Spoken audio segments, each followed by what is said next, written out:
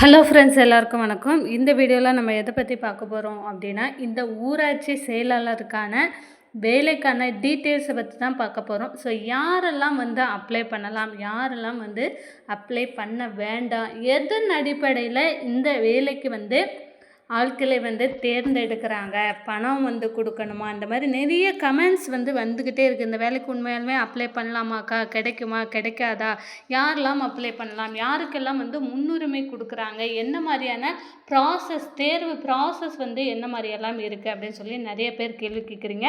So அவங்களுக்கான video தான் இது. ஸோ இந்த வீடியோவில் உங்களுக்கு எல்லா டவுட்டையுமே கிளியர் பண்ணுறேன். அதற்கு முன்னாடி நம்ம சேனலை நீங்கள் ஃபர்ஸ்ட் டைம் பார்க்குறீங்க அப்படின்னா மறக்காமல் சப்ஸ்கிரைப் பண்ணிட்டு பாருங்கள். அப்படின்னா தான் கவர்மெண்ட் சம்மந்தமான அனைத்து வேலைவாய்ப்பு செய்திகளும் உங்களுக்கு நோட்டிஃபிகேஷனாக வரும். இப்போ வாங்க நம்ம வீடியோக்குள்ளே போகலாம். அதாவது பார்த்தீங்கன்னா ஃப்ரெண்ட்ஸ், இந்த பஞ்சாயத்து வேலை, கிராம உதவியாளராக இருக்கட்டும், இந்த ஊராட்சி செயலாளராக இருக்கட்டும், இந்த மாதிரியான டிஎன்பிஎஸ்சி இல்லாமல் வேறு எதுக்கான செலக்ட் பண்ணாங்க. முக்கியமாக பார்த்தீங்க அப்படின்னா உங்களுக்கு எக்ஸாமினேஷன்ஸ் எதுவுமே இல்லாமல் டைரெக்டாக இன்டர்வியூ ப்ளஸ் சர்டிஃபிகேட் வெரிஃபிகேஷன்ஸ் இந்த ப்ராசஸில் அவங்க வேலைக்கு ஆட்கள் எடுக்கிறாங்க அப்படின்னாலே நிறைய பேருக்கு டவுட் வந்தது. இல்லை, இந்த வேலை பணம் கொடுத்து தான் வேலையை வாங்குறாங்க அப்படின்ற மாதிரி நிறைய பேருக்கு நிறைய டவுட் இந்த வேலைக்கு அப்ளை பண்ணலாமா. ஆல்ரெடி பார்த்தீங்க அப்படின்னா இப்போது நமக்கு கிராம உதவியாளர் வேலைக்கு நிறைய பேர் அப்ளை பண்ணி வச்சுருக்குறோம். ஸோ அதுலேயுமே பார்த்தீங்க அப்படின்னா இப்போ ஏஜ் ரிலாக்ஸேஷன்ஸ் கொடுத்து மறுபடியுமே புது நோட்டிஃபிகேஷன்ஸ்லாம் விட்டு இப்போ ஆல்ரெடி அது வெயிட்டிங்கில் இருக்குது. எப்போ இந்த கிராம உதவியாளருக்கான வேலைவாய்ப்புக்கான திறனறிவு தேர்வு ப்ளஸ் அவங்களுக்கு இன்டர்வியூ மாதிரி வச்சு தான் அதுலேயும் தேர்ந்தெடுக்கிறாங்க.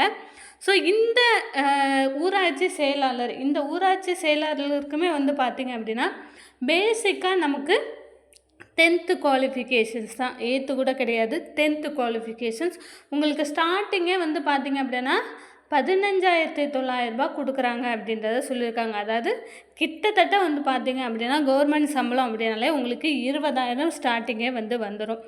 ஸோ இது யாரெல்லாம் அப்ளை பண்ணலாம், யாரெல்லாம் அப்ளை பண்ணால் கிடைக்கும், யாரெல்லாம் அப்ளை பண்ணால் கிடைக்காது, இல்லை இதில் பணப்புழக்கம் இருக்குதா அப்படின்னு சொல்லி நிறைய பேர் கேட்குறீங்க. ஸோ கண்டிப்பாக எல்லாத்தையுமே நம்ம அப்படிலாம் சொல்ல முடியாது. ஸோ ஒரு சில இடத்துல நடக்கலாம், ஒரு சில இடத்துல நேர்மையான முறையிலும் நடக்கலாம். ஸோ அதை நம்ம கமெண்ட்ஸில் நிறைய பேர் கேட்குறாங்க, இதுக்கு அப்ளை பண்ணலாமா, பண்ணால் கிடைக்குமா அப்படின்னு சொல்லிட்டு. கண்டிப்பாக நீங்கள் கவர்மெண்ட் ஜாப்புக்கு தான் போகணும் அப்படின்னு ஒரு எய்மோடு இருக்கிறீங்க, கண்டிப்பாக இந்த வேலையான வாங்கிடணும் அப்படின்னு நினைக்கிறவங்க பார்த்தீங்க அப்படின்னா கிராம உதவியாளர் வேலைகளுக்கு அப்ளை பண்ணிங்க அப்படின்னா கண்டிப்பாக உங்களுக்கு கிடைக்கிறதுக்கான வாய்ப்பு இருக்குது. அதே சமயம் நம்ம டிஎன்பிஎஸ்சி குரூப் 4 ரிசல்ட் பார்த்தீங்க அப்படின்னா இன்னும் 2-3 நாட்களுக்குள்ளே குரூப் 4 ரிசல்ட் வரப்போகுது. ஸோ அங்கன்வாடி பணியாளர்கள், அதுக்கப்புறம் டிஎன்பிஎஸ்சிலேருந்து நிறைய எக்ஸாம் நடக்குது. ஸோ அந்த எக்ஸாமுக்கெல்லாம் அப்ளை பண்ணிங்க அப்படின்னா கிடைக்கும். ஸோ இந்த வேலைக்கு நம்ம அப்ளை பண்ணக்கூடாதா, இந்த வேலைக்கு அப்ளை பண்ணால் கிடைக்குமா கிடைக்காதா அப்படின்றது இந்த வேலையை பொறுத்த அளவில் நமக்கு பார்த்திங்க அப்படின்னா நம்பர் ஆஃப் வேக்கன்சிஸ் ஒவ்வொரு டிஸ்ட்ரிக்ட்க்கும் ரொம்பவே கம்மியாக தான் கொடுத்துருக்குறாங்க.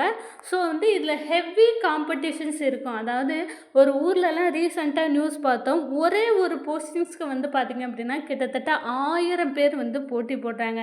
அப்போ எந்த அளவுக்கு பார்த்திங்க அப்படின்னா சர்டிஃபிகேட் இதில் எக்ஸாமினேஷன்ஸ்னும் எதுவுமே கிடையாது. நம்ம எக்ஸாம் எழுதணும் அப்படின்னா கூட நம்ம அதில் பாஸ் பண்ணி நம்ம நெக்ஸ்ட் லெவல் போகலாம். அப்படி இதில் உங்களோட 10th மார்க்கு தான் மெயின். அதுக்கு தான் 80% 10th மார்க்குக்கு தான் கொடுக்குறாங்க. மீதி 20% தான் இன்டர்வியூ. அப்போ யார் அப்ளை பண்ணலாம் அப்படின்னா நீங்கள் கண்டிப்பாக 10th 500 அப்படிங்கும்போது நீங்கள் 490க்கு மேலே இல்லை 480க்கு மேலே நீங்கள் எடுத்துருக்குறீங்க. கிட்டத்தட்ட என்னோட பர்சன்டேஜ் பார்த்தீங்க அப்படின்னா 90% வரும்க்கா. நான் ஸ்கூலில் 10th 90% எடுத்திருக்கேன் அப்படின்றவங்க அப்ளை பண்ணிங்க அப்படின்னா மேபி உங்களுக்கு கிடைக்கலாம். அதோடு கூடிய நிறைய இன சுழற்சிகள் இருக்குது. விடோ கேட்டகரியாக இருக்கும், டிசபிலிட்டி பர்சன், ஸோ இந்த மாதிரியான நிறைய ப்ராசஸ் பார்த்தீங்க அப்படின்னா இருக்கும். ஸோ இதில் எல்லாத்துலேயுமே பார்த்தீங்க அப்படின்னா இன சுழற்சி முறையில் நடத்தி தான் வந்து உங்களை தேர்ந்தெடுப்பாங்க. இதில் ஒவ்வொரு மாவட்டத்துக்கும் ஸ்பெசிஃபிக்காக அவங்க வந்து மென்ஷன் பண்ணியிருக்காங்க.